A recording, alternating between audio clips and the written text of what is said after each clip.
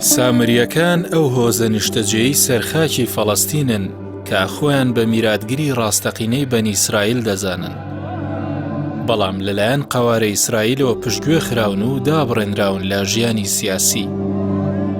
لەگەڵەوەشدا خۆیان ئامادە کردووە بۆ دەنگدان لە هەڵبژارنی پەرلەمانی ئیسرائیل کنێست کە بڕیارە 23 ئەم مانگە بەڕێوە بچێت. ما معنى سامري؟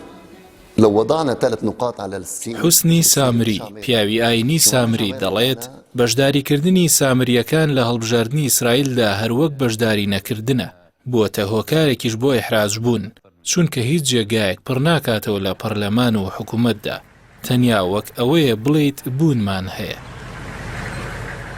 سامریەکان بەهۆی دابەشبوونی جوگرافیایانەوە لەگەڵ هەردوو کۆمەڵگەی فەڵەستینی و قەوارەی ئیسرائیلی دەژین. بەڵام ئەو کەسایەتی ئاینیە دەڵێت ئێمە کارمان بەسەر سیاسەتی ئیسرائیل و فەڵەستینەوە نییە، تەنیا پردێکی ئاشتین لە نێوانیاندا. لەلایەکی دیکەوە سامریەکان مافی ئەوەیان پێدراوە بەشداری هەڵبژاردنی فەڵەستینی بکەن و وەکو خۆشیان دەڵێن بەشداریکردنیان لە هەڵبژاردنەکانی فەڵەستیندا وەڵامێکە بۆ ئەو ڕێزگرتن و متمانەی فەڵەستینیەکان لەوانی دەگرن. هاوکات لە ژیانی سیاسیدا بەشداریان پێدەکەن. ئەو کەسایەتیە سامریە ڕەخنی لە ئیسرائیلیش گرت کە ڕێیان پێنادات لە ژیانی سیاسیدا بەشدار بن و بە دوژمنیان دەزانن. لەبارەی پێدانی ڕەگەزنامە و پێناسی ئیسرائیلیەوە حوسنی سامری دەڵێت لە ژێر فشاری ئەمریکادا پێمان دراوە، هەروەک دەژڵێت یەهودیەکان دەیانەوێت لە دەوریان بین بۆ ئەوەی کۆنتڕۆڵمان بکەن و پەیوەندیمان لەگەڵ جیهاندا نەبێت. سامریەکان وێ ڕایدابەشبوونیان لە نێوان خاکی فەڵەستین و خاکی داگیرکرا و لەلایەن ئیسرائیلەوە جرزیم بە شوێنی پیرۆزی خۆیان دەزانن و مەراسیم و بۆ ناینیەکانیان لەوێ بەڕێوە دەبن، بەڵام ئیسرائیلیەکان ئەمە ڕەت دەکەنەوە. ئەوەی کە سامریەکان بڕوایان وایە ئاشتی بۆ فەڵەستینیەکان بەدی نایەت بەبێ دانانی قودسی ڕۆژهەڵات وەک پایتەختی فەڵەستین.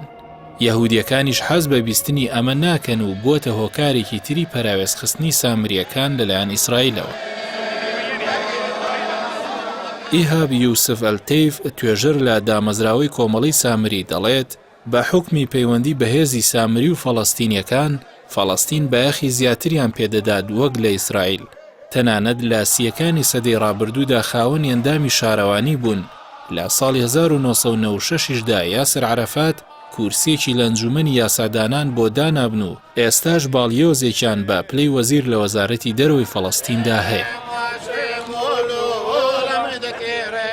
بە بڕوای سامریەکان لە نێوان تەوراتی سامری و یەهودیدا زیاتر لە 7,000 خاڵی ناکۆکی هەیە.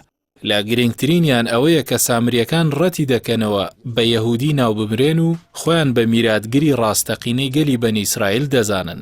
لەگەڵەوەشدا بنەڕەتی ترین کێشیان لەگەڵ یەهودیەکان ئەوەیە کە سامریەکان باوەڕیان بە 5 کتێبیان دەواازە هەیە لە تەوراتدا، بەڵام یەهودیەکان باوەڕیان بە 39 کتێب هەیە.